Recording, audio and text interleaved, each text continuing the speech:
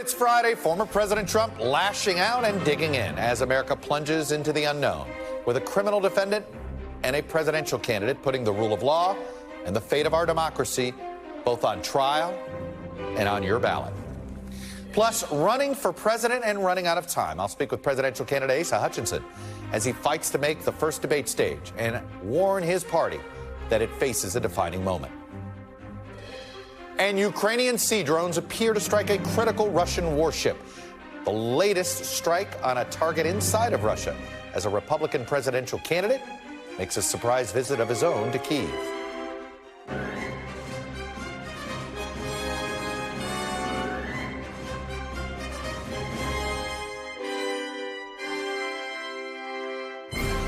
Welcome to Meet the Press Now. I'm Chuck Todd reporting from Washington. This has truly been an unprecedented week in American politics. And yes, we're using that word again, unprecedented, because what else are you going to use? We begin today with what in any other era would seem unthinkable. Voters in next year's presidential election could end up deciding whether former President Trump goes to the White House or to prison. I'm not being hyperbolic on this one. We really have a calendar that could put us on that path. Right now, 2024 is shaping up to be the biggest test that our democracy and the rule of law has ever seen in this country. Not just since the Civil War, but perhaps ever. The former president is likely facing at least 3 trials in the coming year in the midst of the 2024 campaign. And those are just criminal trials. There's a whole bunch of civil trials he's dealing with, too. Yesterday, in his third arraignment in less than 5 months, Trump pled not guilty to 4 counts related to his efforts to overturn the 2020 election that he lost. And he continued to claim the charges are designed to damage his 2024 campaign. When you look at what's happening, this is a persecution of a political opponent. This was never supposed to happen in America. This is the persecution of the person that's leading by very, very substantial numbers in the Republican primary and leading Biden by a lot. So if you can't beat him, you persecute him or you prosecute him. We can't let this happen in America. In a reminder of how politically fraught this case is, the judge warned Trump against speaking with potential trial witnesses. Well, guess what? Those trial witnesses include members of his own 2024 campaign staff, in particular Jason Miller, who has that beamed from the mothership line in the indictment, as well as one of his primary opponents, former Vice President Mike Pence, and perhaps one of the co-conspirators, though we don't know. Meanwhile, Republican leaders who chose not to disqualify Trump from holding office after his second impeachment continue to defend him, with House Speaker Kevin McCarthy yesterday growing visibly angry with reporters as he echoed Trump's claims that the Justice Department has been weaponized against Republicans. Yeah. And I can say the same thing that Hillary Clinton says about her election that she lost. I can say the same thing about the DNC who said it about the 2016 race. I can say the same thing about those in the Democratic Party from the leadership on down about George Bush not winning, that Al Gore did. And the difference here is when Hillary Clinton said it, nothing happened to her. When they said it in Georgia's election, nothing happened to them either. You know what? When the DNC said it, nothing happened to them either. So stop using government to go after people who politically disagree with you. That is wrong, and that should stop now. Kevin McCarthy also just doesn't understand how the rule of law works. None of those candidates broke the law to try to challenge the results of those elections. We are witnessing one of the greatest challenges to the rule of law in our history. And amid Donald Trump's grip over the Republican Party is also one of the greatest challenges to our political system and our democracy. So, where do things stand, and how does the Trump campaign plan to go forward? I got Garrett Hake with me. He covers the Trump campaign. Also with me is our NBC News legal analyst, criminal defense attorney Danny Savalas, and former U.S. Attorney Carol Lamb. Garrett, let me start with you. Look, they love how they're covered. Yeah. I mean, we see this. We can have a debate about how TV cameras chose to cover the motorcade. These are decisions that are above our pay grade. But we know the Trump campaign loved it and wanted that type of coverage.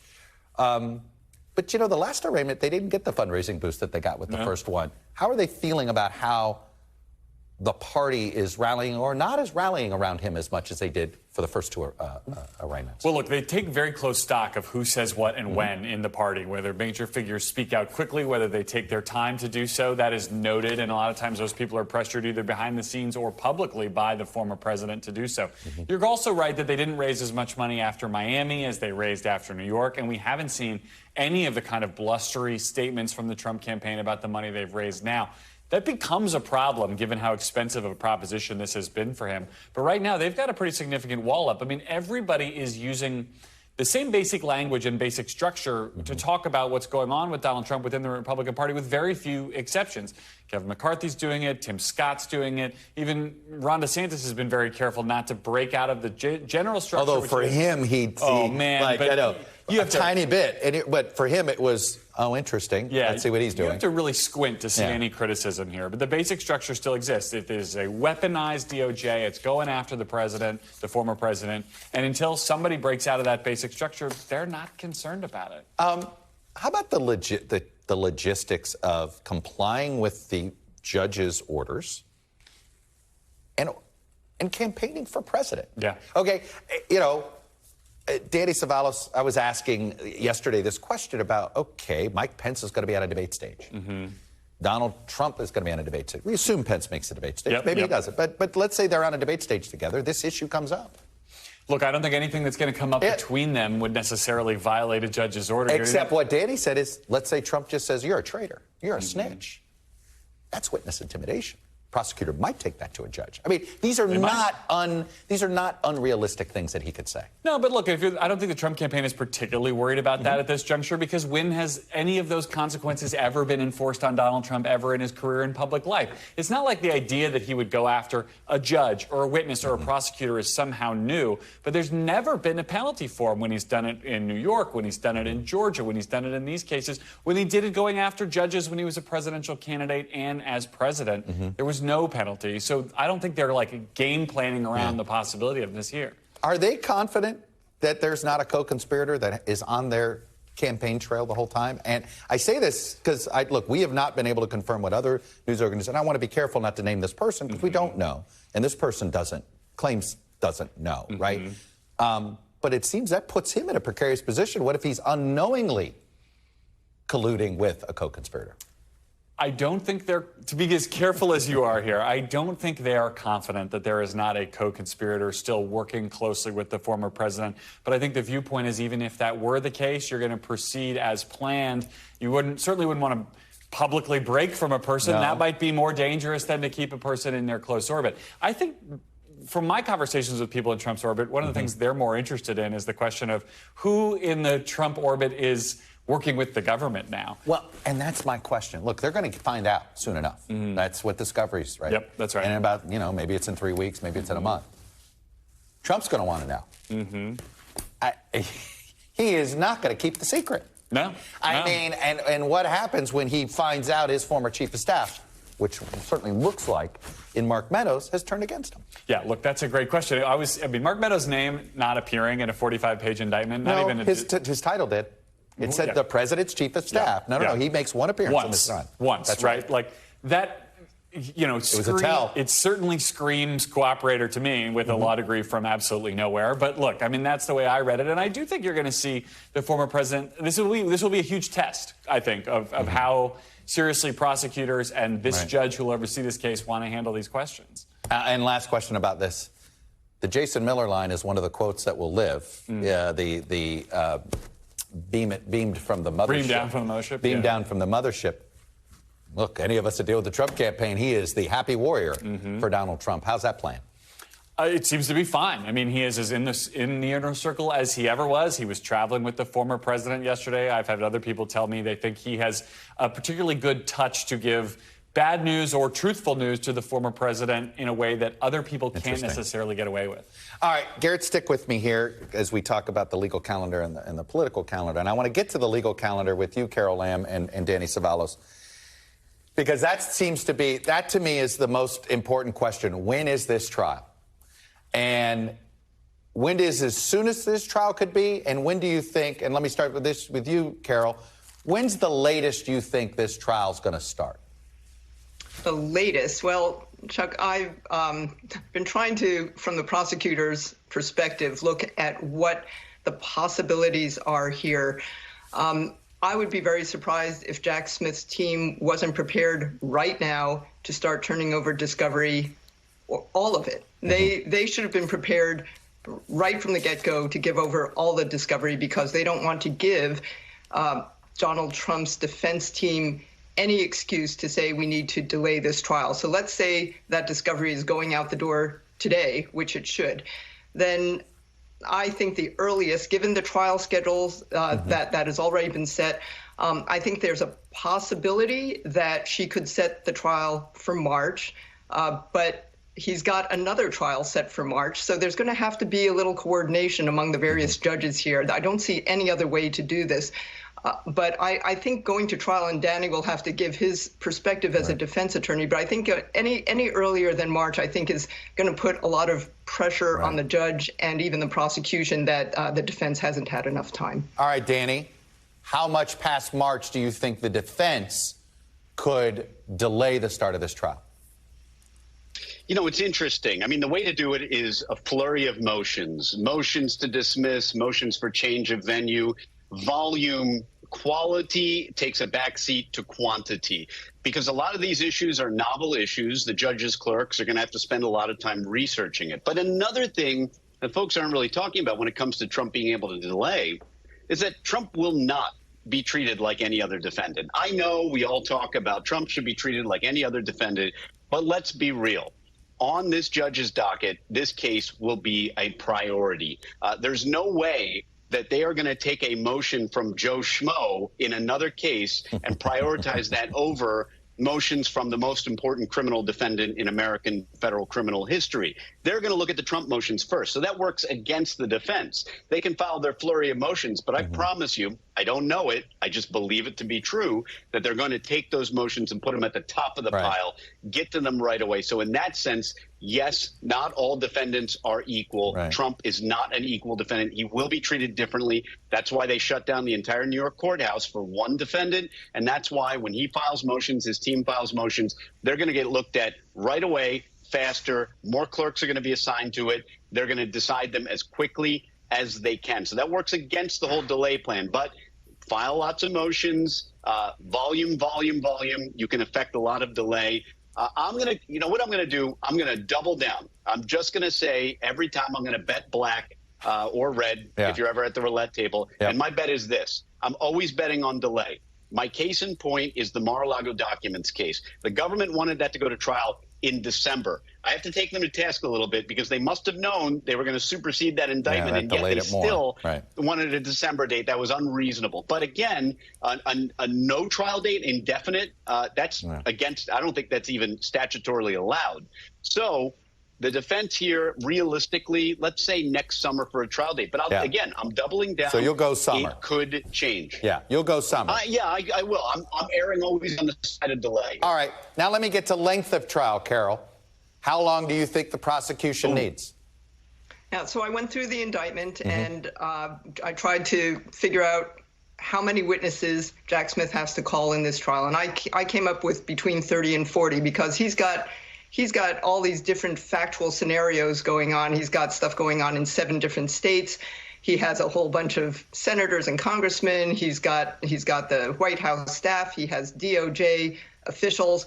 So, and even if they're on the witness stand for only a few minutes, he still has to call them, and then they have to be cross-examined by Trump's attorney. So I say between 30 and 40 witnesses.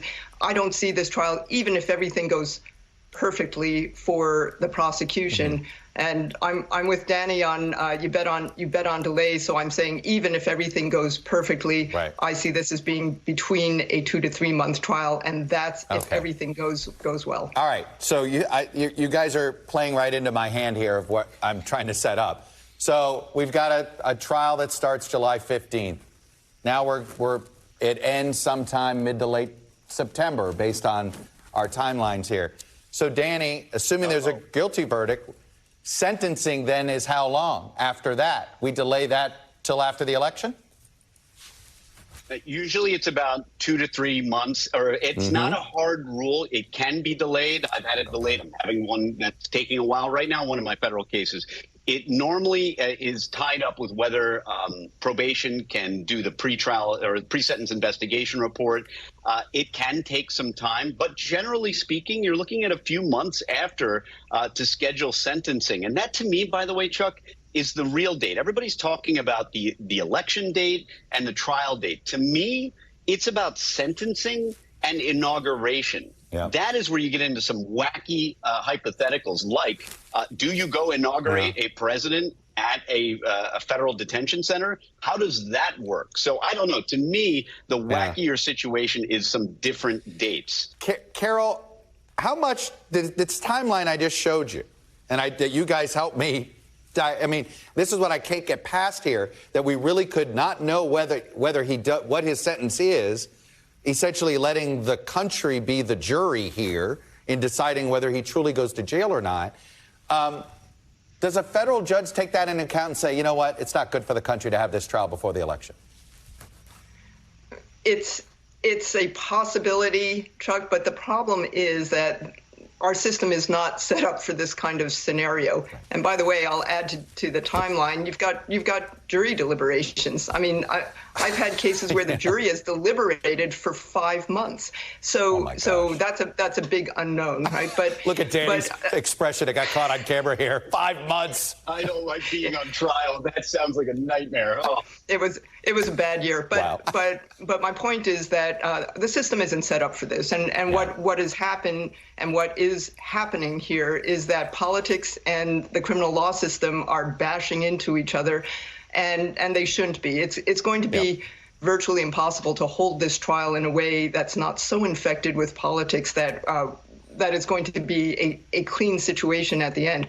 And just think, think about the possibilities, Chuck. I mean, even if you had it finished by inauguration, as Danny says, then what about appeal? And can this president instruct his Department of Justice to drop the case? I mean, it's just an impossible situation. And Garrett, I bring it back here to the political calendar. I mean, you just heard that. Right. I didn't bring up when the convention is. Nope. It's in August. I didn't bring up when the presidential debates. If they're going to happen. Right. Well, look, here's the other possibility. Then while we're doing fan fiction on this, what if he gets acquitted in October? Yeah. And the rocket fuel that would be Donald Trump saying, "I've been vindicated." To the left or the right? Oh, I mean, it's right. Yes. All right. We'll run these thought experiments over and over and over again for the next 6 months. Good luck to every other Republican candidate running to break through this noise. Yeah. Danny Savalas, Carol Lamb, you guys have been terrific law school teachers for Garrett and I, so thank you. Appreciate it. And Garrett, good luck out there. Yeah, thanks.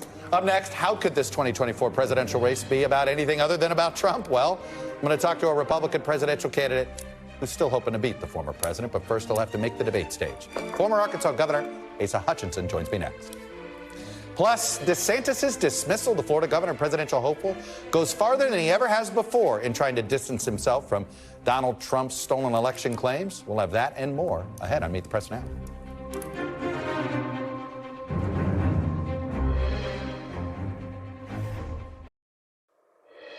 Like most Americans, I'm tired of commenting on every Trump drama. I've lost track of whether this indictment is the third, fourth, or the fifth. We should be focusing on how to stop China. We should be focusing on how to close the border. We need to be reversing Bidenomics.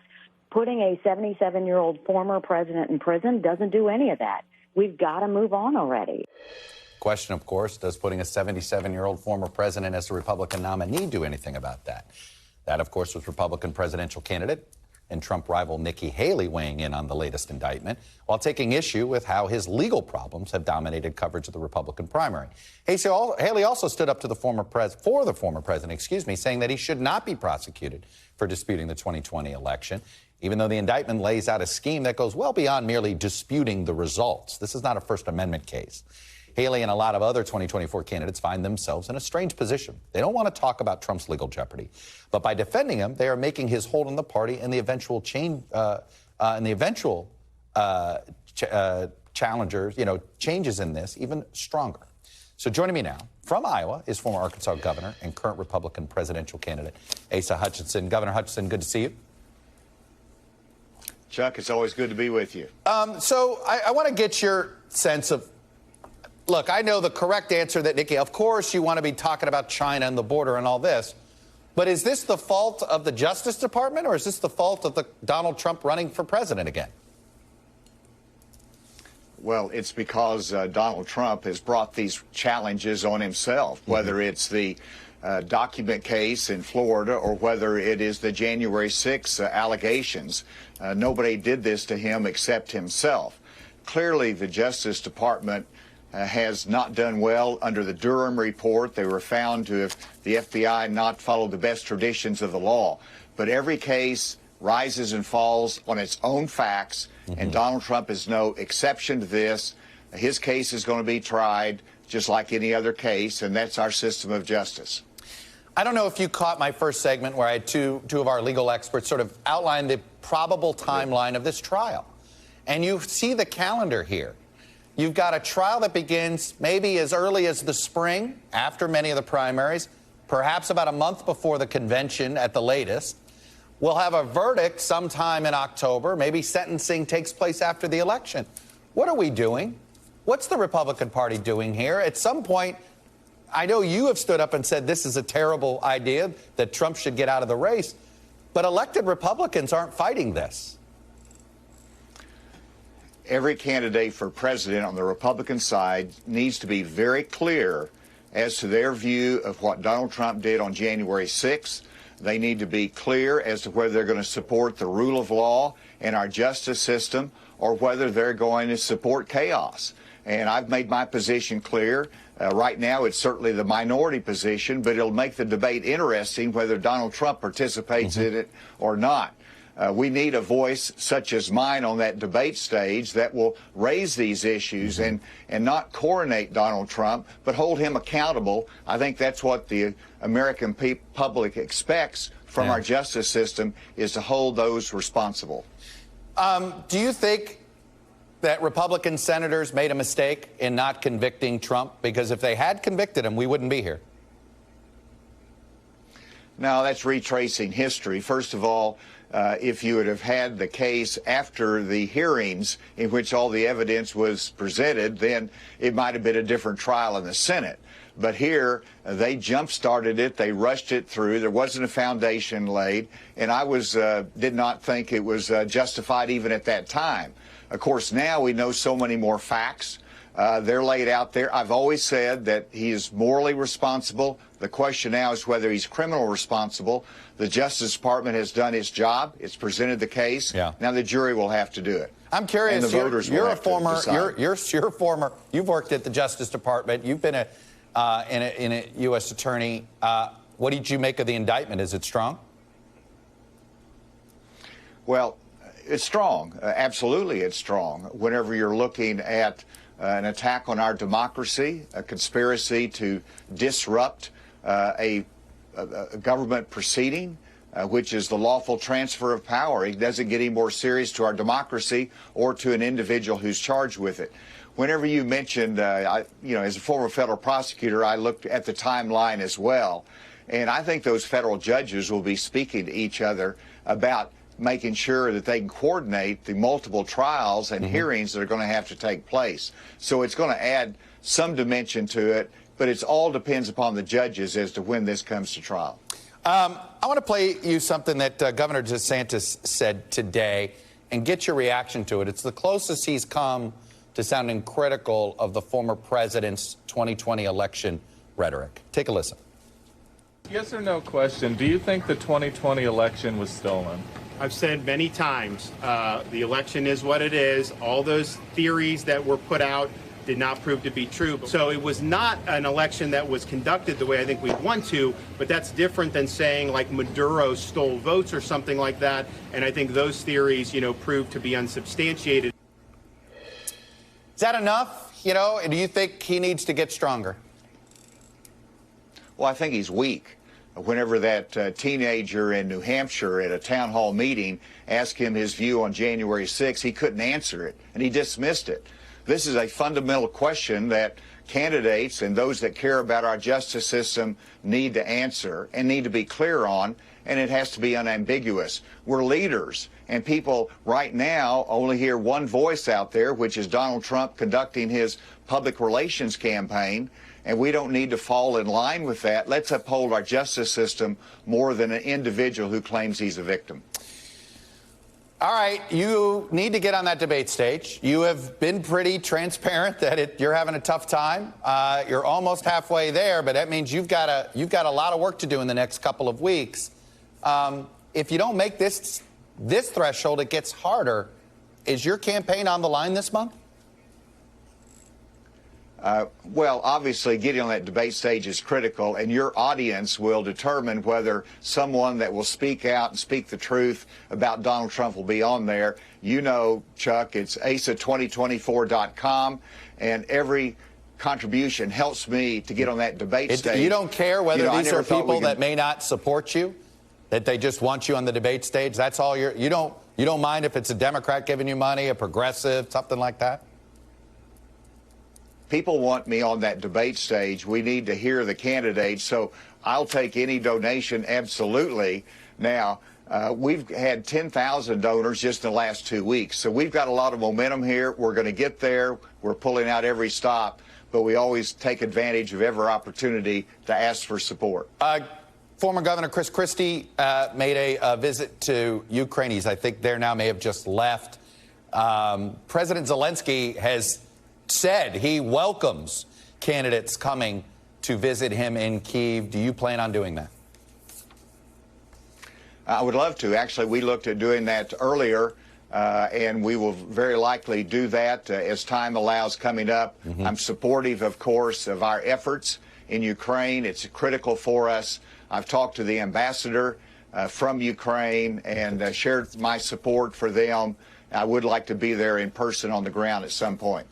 Are you concerned that your party is less supportive right now? And how much of that do you think is the shift that Trump has pushed? And how much of it do you think is just sort of a reactionary view because Biden's for it?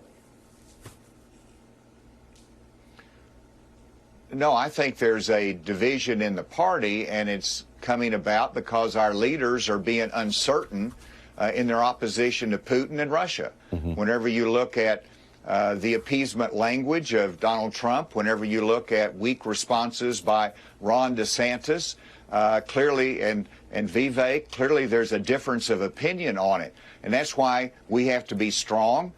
We have to make sure that we continue our support there because the world is watching. And it's just such a miscalculation to say Europe's not doing anything because they are. They've done more than ever before, and we want to continue to support that. Yeah, Europe is bearing a big burden on this. Ask Poland what it's like with all those refugees, that's for sure. Governor, happy anniversary to you and your wife. 50 years, and you're celebrating in Iowa. Where else did you want to celebrate your 50th anniversary? Absolutely. I'm going to owe my wife a big trip to Scotland coming up, but nice. Today it's Iowa. Well, congratulations to the both of you. 50 years. That's a true accomplishment. Good luck. Stay safe on the trip. Thank you. Thank you, Judge. Still ahead, the panel will be here to break down how Donald Trump's legal challenges have actually made him stronger with some GOP voters. Plus, why the NBA Players Association is weighing in on a donation to Ron DeSantis. You're watching Meet the Press Now.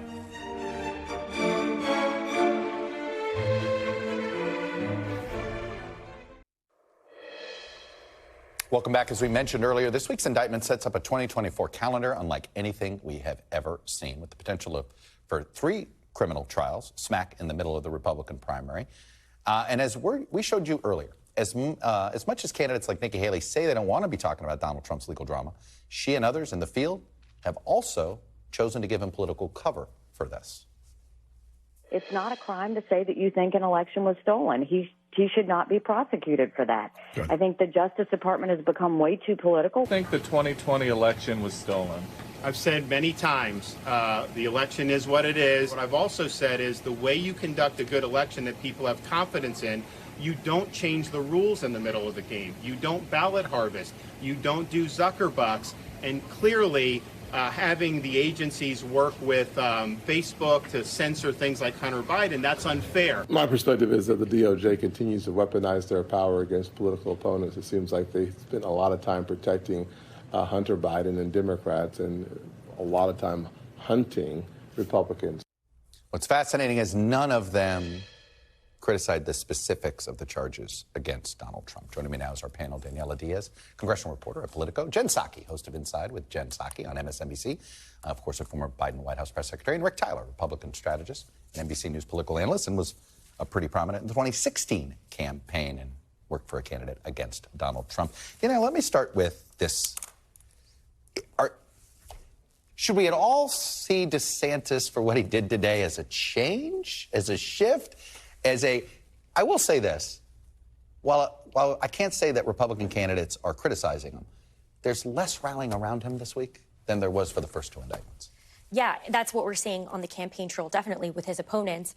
We're also seeing them, even though they're not rallying around him or defending him as much, it's not like they're going outright and saying, he's did something wrong. Right. And we don't they won't do support that this. either. Right. They won't do that either. And that's notable as well. Sometimes you pay attention to what they're not doing on the campaign trail. Mm-hmm. And the thing is, I cover predominantly Capitol Hill, and I have seen that's always a reflection of what's going on in the campaign, what House Republicans are saying. And even they are still defending former President Donald Trump and threatening to use the Holman rule and defund Jack Smith's investigation. That's one thing we're seeing. It's indictment fatigue is what I sense. And even though voters are asking about this on the campaign trail, it seems like, these prominent candidates like DeSantis are not really going too far in against Donald Trump. All right, but Rick, what would you be doing right now? You're a candidate. It's not about anything else. All right, this is about Trump and his indictments. I don't know how you get around it. I'm with Nikki Haley. I'd love to see a debate about China. I'd love to see a debate about the border. It ain't going to happen. No, it's not going to happen. But let me pretend I'm a strategist for a minute. Yeah. This might be novel. I would tell Ron DeSantis to run against Donald Trump. You mean if you want to beat Donald Trump, you should make a case against him? You should probably. Yeah. Governor, if you want to win against Donald Trump, you should run. Again, you just or Ted Cruz against him. Ted Cruz did run a campaign against Donald Trump. He did. You guys did run a campaign against him. Right, and he keeps being his defense lawyer. He backs his position. He says he'll pardon him. He's convicted. Well, Trump can pardon himself. We don't need you to do that, Governor, unless he's convicted of a state crime. Then you should stay in Florida. You could exonerate him or pardon him as the governor. But none of these things they're offering, they're saying, well, I'll do all Trump's policies. Well, Trump can do his policies. Like, there's nothing there. The campaigns are run about the future and the difference. Yeah. And none of them have articulated, save for Chris Christie. Right, but it's sort of, Or even Asa Hutchinson, we just heard also denouncing. Well, I guess we were having this debate in our meeting, Jen. Are they at 1% because they're critics of Donald Trump? Or is it easy to be a critic of Donald Trump because you're at 1%? Maybe a little bit of both. I mean, look, I think there's a reality of the Republican primary base, right? They're obviously all making this calculation, or they have. I mean, you've been in these strategic meetings where it's like, okay, guys, we're not going to attack Donald Trump. We're going to wrap our arms around him so that when people realize how crazy this all is, they'll pick us, right? Which is clearly part of the strategy. That was the strategy by Jeb Bush. That was the strategy by Ted Cruz. And it's been a version of the DeSantis strategy. Now, the fact is, we're kind of near the 25-mile mark. I'm not sure what mile mark we are here. It's no longer early. It's no longer early. Yes. And so at this point, if you don't change your strategy, you're just going to lose with the current strategy that you have. But there's a new element. And the new element is Donald Trump has a presidential record. And from a Republican or conservative perspective, it is not a good record. The border is not secure. He increased the deficit with China. He increased the size of the government. The debt is larger, not smaller. He lost 3 million jobs, which Biden seems to have gained back and more. The stock market is better than it was when Donald Trump left. I mean, what is it the Republicans and the conservatives will get? I mean, one might be tempted to vote for a criminal if you got all the policies you want, but you won't even get those because there's no record of it. Yeah, they've also embraced, to your point, his record, too. Like, we love even the ones who are attacking him. We like his record. We just don't like his criminal stuff. Higher taxes, right? tariffs, the SALT taxes. But Daniela, on You know, it's interesting. I get where House Republicans are, but Senate Republicans know this is a coming disaster. Well, that's always been the case when it comes to both chambers, right, Chuck? Like, senators always just do what they want to do. McConnell hasn't even commented on this indictment. Let's remember that. Which is super telling. You know, I've been reaching out to his team every day asking, are you guys going to talk about that? And they, you know, they're staying silent. And that's for a reason. And that's what we see from Senate Republicans. You know, even the number 2 Senate Republican, John Thune, hasn't even endorsed Trump. He's supporting Tim Scott. They just, you know, they do their own thing over there. But House Republicans are still riding behind him. And that's prominent. Speaker McCarthy is defending him. He was in California defending him yesterday. That's a sign of a growing base that still supports former President Donald Trump. Jen, let me flip the script here, which is this. A thrice indicted former president is neck and neck with Joe Biden. Is that a Donald Trump problem or a Joe Biden problem? Probably a little bit of both. Yeah. You know, I think there's challenges that from the people I still talk to, of course, in the Biden White House, which is many of them, they're well aware of. I mean, they've known for a long time that one of their biggest challenges is this perception that the president is old and this perception that's been driven by a lot in the right wing that he is senile or not up to the job. That's still a problem they know that they have to deal with. Also, despite the fact that economic data and numbers are good, it's not translating in terms of how people are digesting it. They're very sober and aware of the challenges, right? It's also a divided country. It also is going to be a very close election and race, as it was in 2020. They know that. They've always known that. Rick, I feel like this is the biggest problem DeSantis and everybody else has, which is while we can look at 18 and 20 and 22 and say, you know, Donald Trump's not electable with swing voters. Every poll shows it's a close election. It's a coin flip. It is hard to make the case with the data that people are staring at that Donald Trump's unelectable. We can use the data from the past. Donald Trump has won nothing since 2016. He lost the Senate twice, willfully. He lost the House, and he lost the White House. 2022 was a disaster. That should have been a layup election for Republicans. We barely broke even. Why isn't that resonating? It's like what Christie says, loser, loser, loser. I mean, it's like he just brings losing. He lives political losses. If he is the nominee, I think that they will lose the middle. They will lose suburban women in massive numbers, and McCarthy will lose the House, and they won't gain the Senate. Like, there's nothing in it for them. You know, it is interesting, Daniela, though, but many of them have made the choice. I've talked to a few members who don't want him as a nominee, who say, but if I don't endorse him, I might lose a primary. And it's a lot easier. It's a lot. In fact, I'm worried if he's not on the general election ballot that some of his voters don't turn out. Like, it's this weird, there's many of them believe they can't win without him. It's true, and that's why we're seeing so much support from these members, even if privately, which I've been told by some members, as you have too, Chuck. It's amazing. They're saying we have to do this. I'm so Won't name any names. By the way, I'm so tired of that conversation. I know. And then you're like, really not now, that's what they're trying to do. I'm not that crazy. Now, can I share one of my favorite quotes from Thomas Massie, who is not supporting Donald Trump and is supporting DeSantis? He actually told me 2 weeks ago, now, if DeSantis were indicted, he would be winning right now. That's how some of these guys see it. They think these indictments are making Donald Trump stronger and that the Department of Justice is against him. Rick, why do you think Rupert Murdoch hasn't turned off the spigot for Trump? In some ways, it looks like he's opening it back up. Because he brings huge ratings. You know, he may have a bigger megaphone than the President of the United States, and that actually will advantage the Biden team for some of the negative reasons that we've talked about, is the press is not going to be focused on that. They're going to be focused on one thing, whether the American people are going to allow Donald Trump to serve a term in the White House or a term in jail. They're fine with that. Can Joe Biden win re-election if it's a referendum on Joe Biden? Maybe, yeah. Right, but it's harder, isn't it? Well, it's a lot harder. It's harder for any sitting president if it is entirely a referendum on them, regardless of the party, because you know what people are like, you didn't do all the things I wanted to do. What if I told you a sitting president could make it about his challenger? Well, that's what it is currently set up to be. And for the Biden team, they're like, you know what? You go over there and Trust us, as those of us trying to book him all the time, it's pretty clear the strategy is we're staying out of the way, right? It's the old adage, you know, don't get in the way. Well, right, because it is blocking out the sun of everything right now in the political debate and discussion. And for them, just by association, he is looking like the more competent, steady leader compared with Trump. Without having to talk. Trump is going to relitigate the election, and that's what they're going to talk about the whole time. Yeah, as you said, past versus future. All right, guys. Thank you. Happy Friday.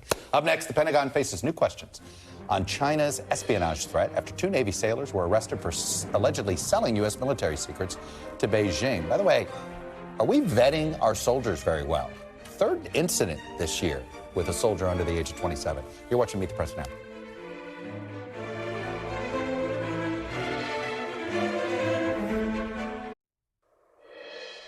Welcome back. The Pentagon is dealing with another breach of sensitive military information. Yesterday, federal prosecutors in the southern and central districts of California unsealed separate indictments against 2 U.S. Navy sailors, charging them with sharing military secrets with China in exchange for thousands of dollars. Here's what U.S. Attorney Randy Grossman had to say about the charges. When a soldier or sailor chooses cash over country and hands over national defense information in an ultimate act of betrayal, we have to be ready to act. And that's exactly what we have done here. In a statement to the Wall Street Journal, China's embassy here in Washington accused the U.S. of frequently hyping up cases of espionage related to China and called the charges groundless slander and a, quote, smear of China. Joining me now from the Pentagon is our global security reporter, Dan DeLuce. So, Dan, I think about the Jack Teixeira incident in Massachusetts and this. These were young sailors here. I got to first ask, do we have a vetting problem in the U.S. military? The Pentagon would say no, but it does beg the question, right? Certainly, there seems to be a security clearance problem because these 2 young sailors, both in their 20s, are accused of handing over some really sensitive information to a Chinese intelligence officer. So should they have had that clearance? Were they not vetted? I think you're right. It does raise questions about vetting. Now, of course, in the previous case with the Air National Guardsman, he went beyond what he was supposed to be doing. But nevertheless, that also raised questions. You don't assume this is going to happen with your very young people in uniform. And by the way, the information handed over here appears to be gold dust. This is what every spy is going after, right? These are technical blueprints, very detailed information about warships and exercises. Do we have a sense of how they became, I guess, espionage targets? Did they have, money problems and they exploited that? Or was this part of a, or did they infiltrate? Do they have an idea? Well, we don't know. Those are key questions, right? And they weren't given that much money. If this is true, those aren't massive bribes. We're talking, good money for a lot of us, but not big money in terms of spy bribes, $5,000, $15,000. It is true that China will often target people of Chinese heritage because there's a language there, there's an in. So that is the case previously. Yeah. Also, China will try to manipulate people who have family in China and try to coerce them. But these are the classic questions that are always asked in counterintelligence. Was this person financially vulnerable? Did they have a drug habit? Were they somehow ideologically sympathetic? We just don't know. And we also don't know, Chuck, when exactly they caught on to this. When did the FBI figure out that these 2 sailors were possibly spying? Were they following them for months or the full 2 years? It seems hard to believe they would let this go for that long. It may have been fairly recently discovered. Well, I was just going to say, it sounds to me, Dan, we got so little information. What explains that? Are they just hiding behind the classification aspects of things? Or do they have more here that they're about to release maybe in the next couple of days? Will we see it fully unsealed soon? It's very early days. It's very early days. They've just announced these charges. I think we will definitely find out more. But it is damning in the sense that these 2 young sailors could be handing over information about radar systems in Okinawa and the rest. I never like to hear a ringing phone, because, especially in one of our reporter suites, because you may be missing breaking news. Go figure out who called. Dan DeLuce, appreciate the reporting. Up next, Ukraine's former ambassador joins me. Our former ambassador to Ukraine, joins me, fresh off of his own trip to Kyiv. You're watching Meet the Press now.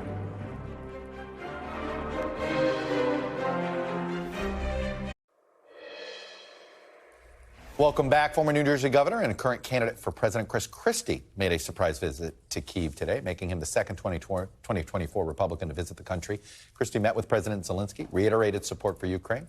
Obviously, that's in contrast to some others in his party who've been skeptical about continued support to the country amid its war against Russia. By the way, Zelenskyy had actually invited all candidates for president to come, for what it's worth. But despite that, and in an attempt to lobby Congress to pass more aid, the group Freedom at Home and Abroad has a new ad that's about to hit the airwaves here in Washington that is trying to convince skeptical Republicans that Ukraine and America share values. Take a look at this ad. In Ukraine, families are fighting for life, liberty, and the pursuit of happiness. They're fighting for their freedom. Tell Congress, we're not weak or scared. We stand for American values. And when we stand up to bullies, we show that America is strong enough to take on anyone. We stand with Ukraine. And if you're wondering, yes, the tone of that ad is designed to be talking to Republican House members. Joining me now on set, Bill Taylor. He's the former U.S. ambassador to Ukraine. He's the vice president for Russia and Europe at the U.S. Institute of Peace.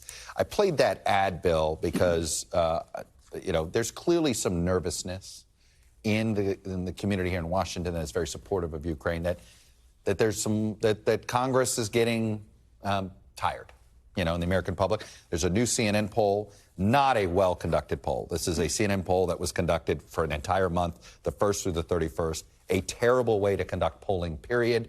But they had a shocking result, and because of the poor methodology, I really think you take it with a grain of salt, but the headline is scary here, Bill, because it claims that a majority don't want to see more aid to Ukraine. Again, I don't think we're there yet, but we know that this is directionally where we've been heading. We have been heading there, Chuck. No, there's no doubt about that. But it's also true. It's been shown over and over that the American people, by large majorities, oppose what the Russians are doing. They are horrified by the atrocities, by the war crimes, and they are amazed at the strength and the values of the Ukrainians, just as that ad pointed out. We do share values. They share our values. And when the American people find out here that for 5% of the defense budget, 5% that we are giving to the Ukrainians, they are knocking out the Russian army. The Ukrainians are knocking out the Russian army for 5% of the defense budget. That's a deal. Obviously, Kyiv pays a lot of attention to Washington. I mean, we are their defense agency, right? We're their funding agency for their defense. How concerned are they about our current political situation and the fact that this is, do they feel as if they have to speed up their counteroffensive? Chuck, you mentioned that I was there last week, and I heard this exact question many times from people on the front lines. Good friend of mine is fighting on the front line. He had that question. The Minister of Defense has the same concern. They've got decisions to make about when they attack and where they attack. One of the factors is support, continued support. Sure, they want to be sure that they can move before this trend that you've identified gets to be a trouble. What is the chances we can get this grain deal back going? The Russians have been pressured before and have succumbed to that pressure. There's a mounting pressure on them right now from a lot of the people that they're trying to get on their side. I think it can get back online. It's interesting, they get out of it, then they get pressured and put back into it. What are they looking for? What kind of leverage do they think they gain by? I mean, they clearly see this as one of the few places of leverage in the international community that they have. I think they're wrong, though, when they drive up prices for all nations around the world, and in particular, it hurts poor nations, and those are the nations they're trying to get support for. What they're doing, this is negative leverage. What they're after, they say, is the ability to export some of their ammonia or that kind of thing. But it's not purchased with them. All right, China's attempt here to create some sort of conference. We're going to invite Turkey, Saudi Arabia. What do you make of it? So it is interesting. So the Saudis have invited all these nations, including the Chinese. Right. And we heard today that you're reporting that the Chinese may show up. Now, this has got to be of worry to President Putin. Right.